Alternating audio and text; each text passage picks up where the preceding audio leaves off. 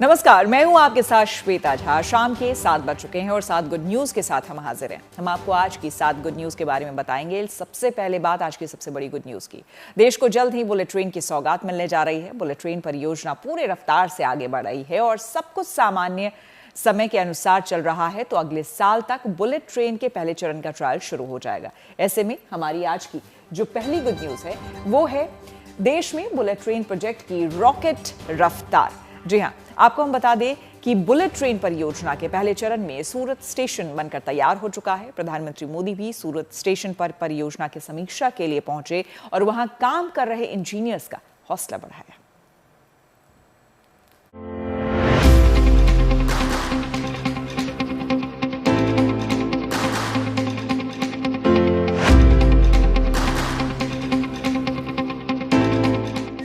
ना नाम चाहिए ना इनाम चाहिए, ना नाम चाहिए ना इनाम चाहिए, बस देश आगे बढ़े ये अरमान चाहिए। देश में बुलेट ट्रेन का सपना सच होने की दहलीज तक पहुंच चुका है। जल्द ही इन ट्रैक्स पर भारत की आधुनिकता को रफ्तार मिलने जा रही है। अहमदाबाद से मुंबई तक बुलेट ट्रेन परियोजना का काम सुपर स्पीड के साथ चल रहा है। प्रोजेक्ट के पहले फेज के लिए सूरत का स्टेशन बनकर करीब तैयार हो चुका है।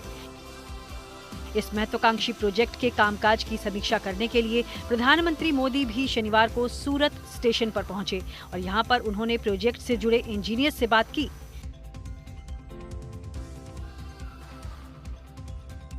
इसी ट्रैक पर प्रधानमंत्री जो है यहाँ से इंजन में बैठकर 1.5 किलोमीटर की जो है उन्होंने 1.5 किलोमीटर का फासला भी तय किया था। किस तरीके का स्टेशन बना है, किस तरह से काम चल रहा है और जो लोग काम में जुड़े हैं उनके साथ बातचीत करके समीक्षा की। स्टेशन की जो है वो काफ़ी सारी चीज़ें हैं। ये पहला बुलेट स्टेशन है कि जो पूर्ण रूप से तैयार होगा। साथ ही ये यात्री सुविधा और कनेक्टिविटी को एक नया आयाम देगा। इस तरीके की पूरी जो है चीज़ों का ध्यान रखा गया है।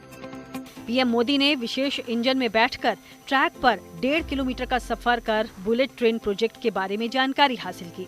दरअसल अहमदाबाद मुंबई सेक्टर में सूरत वो पहला सेक्शन है जहां से पहले चरण में बुलेट ट्रेन का ऑपरेशन शुरू होना है। सूरत से बिलीमोरा का 50 किलोमीटर का रूट अगले साल तक तैयार हो जाएगा और दिसंबर 2026 तक इस रूट पर बुलेट ट्रेन के ट्रायल रन करने का लक्ष्य निर्धारित किया गया है।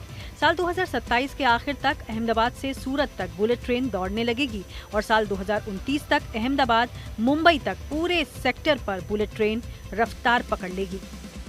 डायमंड सिटी सूरत में ये बुलेट ट्रेन स्टेशन जो है वो बनाया गया है जहाँ पे देश की पहली बुलेट ट्रेन दौड़ेगी। अगले साल के अंत तक जो है वो यहाँ से बिलीमोरा, सूरत से बिलीमोरा का जो 50 किलोमीटर का रूट है वहाँ पे ये बुलेट ट्रेन का ट्रायल किया जाएगा। इस स्टेशन को जो है वो डायमंड सिटी का थीम दिया गया है। ये स्टेशन में सारी अत्याधुनिक सुविधाएं होंगी। साथ ही लोगों को जो है यहाँ से क्योंकि ये पहला बुलेट स्टेशन है जो देश का बनेगा और उसके बाद यहाँ से देश की पहली बुलेट ट्रेन दौड़ने वाली हैं, तो पूरी चीज़ों का ध्यान रखा गया कि यात्री केंद्रित सुविधाएँ किस तरह से यहाँ पर यात्रिकों को मिल पाए। सूरत शहर डायमंड सिटी के तौर पर जाना जाता है, तो सूरत के बुलेट ट्रेन स्टेशन को भी डायमंड थीम पर ही बनाया गया है। ये स्टेशन लगभग बनकर तैयार हो चुका है। इस स्टेशन को यात्रियों की सुविधा और आराम को ध्यान में रखते हुए आधुनिक तरीके से डिजाइन किया गया है। आरामदायक आंतरिक सज्जा, रोशनदानों से आती प्राकृतिक रोशनी और हवादार प्लेटफॉर्म यात्रियों को एक शांत और आनंददायक यात्रा का अनुभव प्रदान करेंगे। पहले जो भी अब इनिशियल प्लान और इम्प्लीमेंटेशन जो भी होता है वो पहले होता है, फिर जैसे जैसे एग्जीक्यूशन करने की ओर पे जाते हैं हम उसके प्रोज एंड कॉन्स हर बार चेक करते हैं हर एक स्टेप में।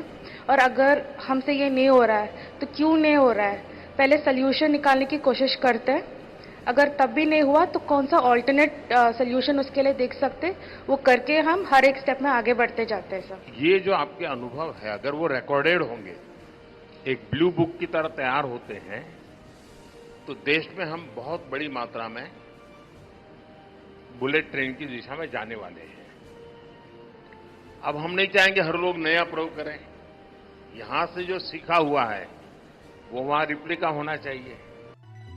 508 किलोमीटर लंबे Ahmedabad Mumbai high speed rail के प्रोजेक्ट को पूरा करने के लिए जी जान से जुटे इंजीनियर्स का पीएम मोदी ने हौसला बढ़ाया। क्या लगता है आपको, ये बुलेट ट्रेन बनाना और भारत में पहली ट्रेन बनना इसको आप स्वयं के मन में क्या सोचती है, परिवार को क्या बताती है? सर ऐसे लगता है कि ये ड्रीम है, जो मैं काम कर रही हूँ वो बहुत काम आएगा सर आगे, परिवार के लिए प्राउड मोमेंट है मेरे लिए ये सर। देखिए, जब तक मन में ये भाव नहीं आता है मैं मेरे देश के लिए काम कर रहा हूँ, मैं देश को एक नई चीज दे रहा हूँ। करीब 1,08,000 करोड़ की लागत से बन रहे बुलेट ट्रेन प्रोजेक्ट के तहत गुजरात के सभी स्टेशंस पर सुपर स्ट्रक्चर का कार्य एडवांस स्टेज में है, यानी यहाँ का काम पूरा होने के करीब है। जबकि महाराष्ट्र के भी तीनों एलिवेटेड स्टेशन ठाणे, विरार और बोईसर का कार्य शुरू कर दिया गया है और मुंबई अंडरग्राउंड स्टेशन का काम तेज गति से चल रहा है। सूरत से ब्रिजेश दोषी के साथ bureau report, good news today. Ayodhya में भव्य राम मंदिर का निर्माण कार्य पूरा हो चुका है और अब बारी संपूर्णता के उत्सव की है। यहाँ 25 नवंबर को विवाह पंचमी के दिन भव्य कार्यक्रम का आयोजन किया जा रहा है, जिसके अंतर्गत मंदिर के शिखर पर धर्म ध्वजा का ध्वजारोहण होगा। ऐसे में हमारी अगली यानी कि जो दूसरी गुड न्यूज है वो है ऐतिहासिक ध्वजारोहण के लिए सजी अयोध्या। जी हाँ, इस ऐतिहासिक समारोह का हिस्सा बनने के लिए देश के जाने माने लोग अयोध्या पहुंचेंगे। ऐसे में यहाँ पर अतिथियों के स्वागत के लिए अयोध्या सज धज कर तैयार है।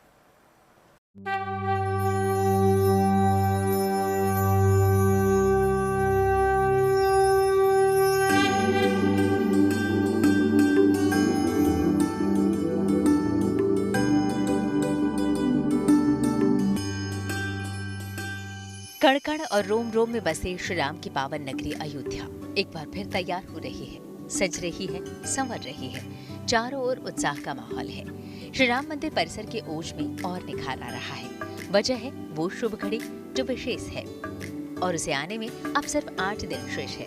25 नवंबर को शुभ मुहूर्त में धर्मध्वजा मंदिर शिखर पर लहराएगी, जो प्रतीक बनेगी धर्म के राज्य का और बखान करेगी प्रभु श्री राम के प्रताप का।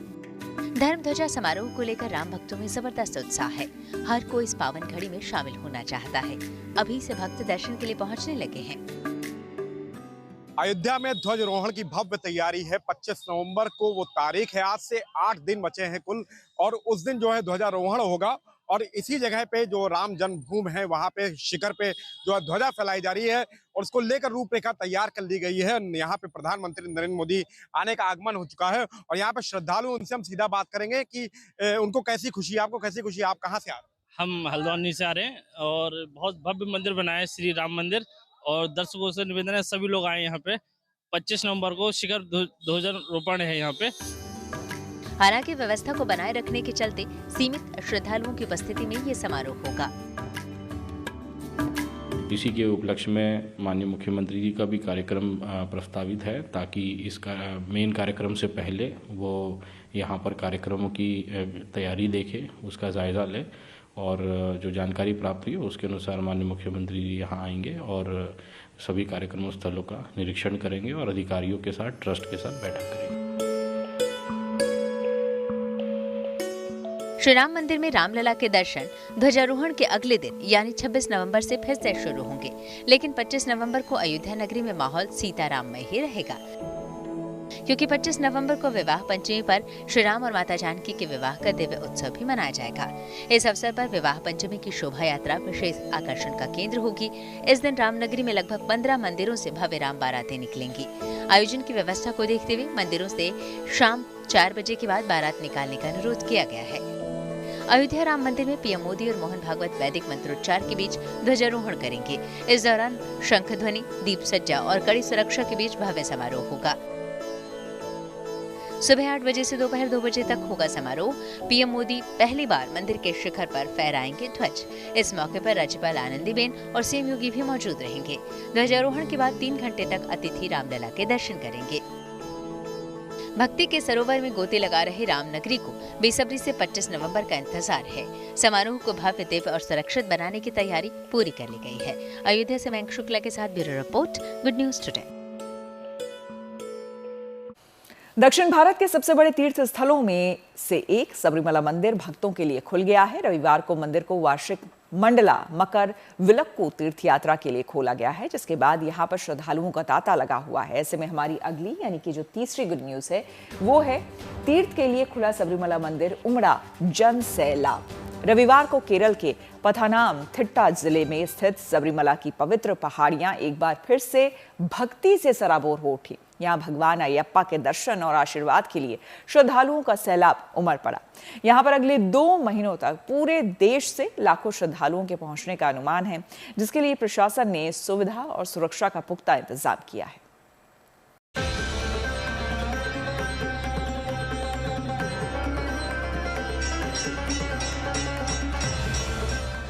ये पावन नजारा है केरल के पतनमतिट्टा सबरीमला मंदिर का। यहाँ की पवित्र पहाड़ियों पर भक्ति और उत्साह का अद्भुत माहौल है। मंडला मकरविल्लकू सीजन की शुरुआत के साथ ही सबरीमला मंदिर के कपाट खोल दिए गए हैं। भगवान अयप्पा के दर्शन के लिए भक्तों की लंबी कतारें देखने को मिल रही हैं। लंबे इंतजार के बाद भी भक्तों के चेहरे पर भक्ति और शांति की अनूठी झलक है। काले वस्त्रों में सिर पर पवित्र गठरी लिए श्रद्धालु यहाँ अपने 41 दिन के धार्मिक अनुष्ठान की शुरुआत करेंगे। उड़ीसा से आए हैं हम लोग और यहाँ कम से कम मैं 2004 से आ रहा हूँ, 15 बार आ चुका हूँ। स्वामी का महिमा तो अपूर्व है, उसके चलते हम लोग ना हमारे ग्रुप में इस साल 19 आदमी आए हैं। कम से कम साल में हमारा 500 आदमी उड़ीसा से आते हैं, 500-700 आते हैं। और यहाँ का सिस्टम पुलिस जो कोऑपरेट करते हैं, नंबर 1 कोऑपरेट करते हैं। बाकी सब ठीक है। यहाँ का गवर्नमेंट जो भी किए हैं सब अच्छा है। और पुलिस के लिए हम तो प्राउड है। जो भी बोलते हैं हमारा बात मानते हैं, थोड़ा सुनते हैं। लैंग्वेज का प्रॉब्लम हो रहा है, उसके चलते थोड़ा तकलीफ होता है। नहीं तो स्वामी का दीक्षा तो हम करके आते हैं 45 दिन, कम से कम हम तो 48 दिन दीक्षा करके आते हैं। और यहाँ पे मतलब बहुत अच्छा लगता है। वो अयप्पा स्वामी का करुणा अपूर्व है, उसके चलते आते हैं। कई भक्तों के लिए ये यात्रा शांति, अनुशासन और आस्था को फिर से मजबूत करने का एक मौका है, क्योंकि इस शुभ घड़ी का वो कई दिनों से इंतजार भी कर रहे थे। मंदिर परिसर में उमड़ने वाले जनसैलाब को लेकर प्रशासन ने भीड़ प्रबंधन, सुरक्षा, स्वास्थ्य सुविधाओं का पूरा इंतजाम किया है। इन बेहतरीन सुविधाओं के लिए भक्त मंदिर प्रशासन का आभार जता रहे हैं। My 26th year I am coming to Sabarimala and I am from 76 I think I am coming and I am seeing the improvements from 76 to till today.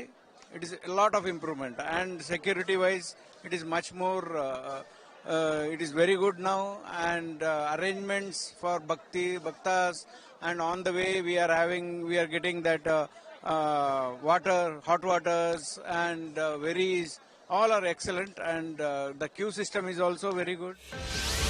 सोमवार को 90,000 भक्तों को दर्शन की अनुमति मिली, जिसमें 70,000 ऑनलाइन पास और 20,000 स्पॉट पास शामिल हैं। भक्तों की सुविधा के लिए मंदिर 18 घंटे खुला रहेगा। इसके लिए मंदिर 2 चरणों में खुलेगा। पहला सुबह 3 बजे से दोपहर 1 बजे तक और दूसरा दोपहर 3 बजे से रात 11 बजे तक।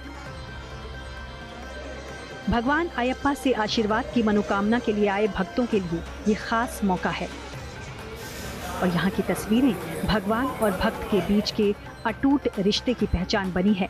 Bureau report, good news today. Delhi के भारत मंडपम में इंडिया इंटरनेशनल ट्रेड फेयर की शुरुआत हो चुकी है और इस मेले में देश विदेश की कला, संस्कृति और उद्यम से जुड़े स्टॉल्स लगे हुए हैं, जिसमें लोगों की भीड़ उमड़ रही है।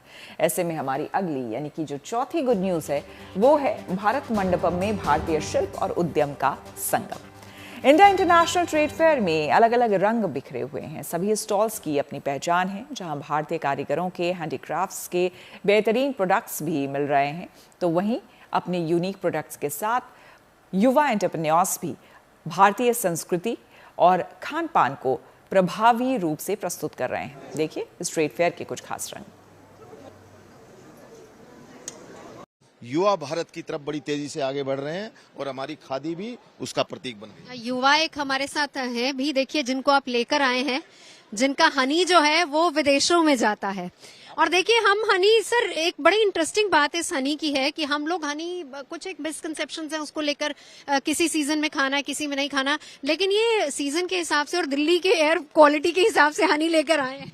और ये हनी ना सिर्फ हमारे देशवासी खा रहे हैं, आज नवजोत दुनिया के कितने ही देशों में भारत का बना हुआ हनी एक्सपोर्ट हो रहा है।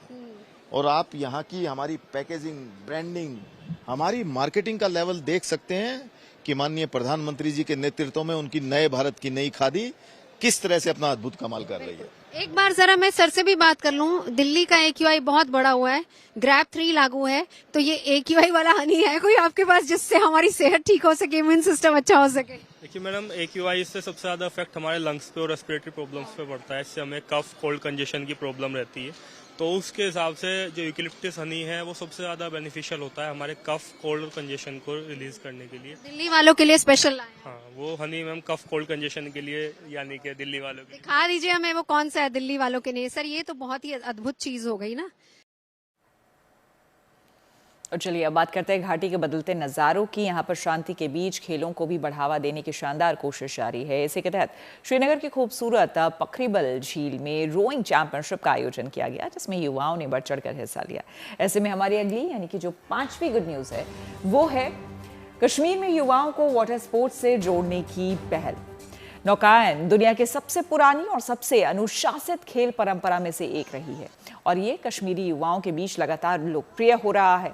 पखरीबल झील में खिलाड़ियों में जीतने का जुनून और दर्शकों में प्रतियोगिता को लेकर जबरदस्त उत्साह है।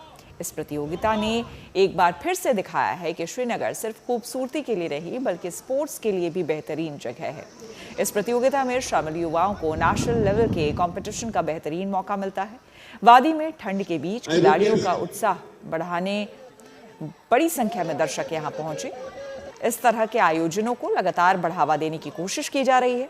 ऐसे आयोजनों से यहां पर पर्यटन उद्योग को भी अच्छा खासा फायदा हो रहा है। लोग प्राकृतिक खूबसूरती के बीच खेल और मस्ती का भरपूर मजा ले रहे हैं। बदलते कश्मीर के लिए ऐसी तस्वीरें एक नई कहानी लिख रही है, जहां रोजगार, खेल और विकास से युवाओं को लगातार जोड़ने की कोशिश की जा रही है।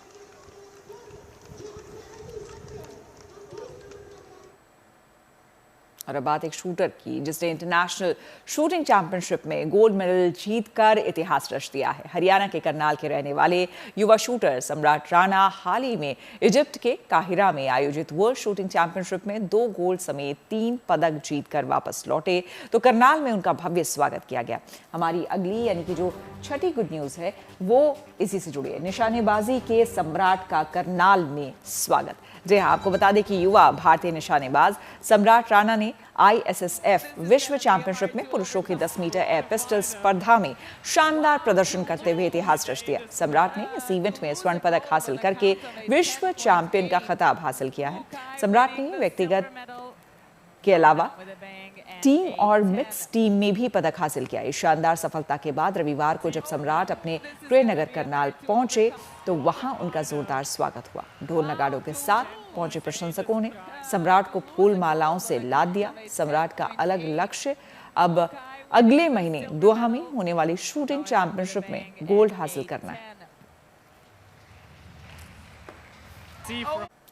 भारतीय संस्कृति और परंपरा की पूरी दुनिया में खास पहचान रही है। दुनिया भर में लोग गीता के संदेशों का महत्व समझ रहे हैं। ऐसे में भारतीय संस्कृति की धमक से जुड़ी है हमारी 7वीं और आखिरी गुड न्यूज। जापान में भारतीय संस्कृति की झलक गूंजा गीता का संदेश। जापान की राजधानी टोक्यो में इंटरनेशनल गीता महोत्सव का भव्य आयोजन किया गया। भारतीय दूतावास में आयोजित इस कार्यक्रम में प्रवासी भारतीयों के साथ साथ जापान के लोगों ने भी बढ़ चढ़कर हिस्सा लिया। इस दौरान भगवद गीता के सनातन संदेश को लोगों तक पहुंचाया गया। कार्यक्रम में जापानी कलाकारों ने शास्त्रीय संगीत की प्रस्तुति दी। तबले की थाप के बीच नृत्य ने माहौल को खास बना दिया। दूतावास में आयोजित समारोह में सांस्कृतिक एकता की भी झलक देखने को मिली।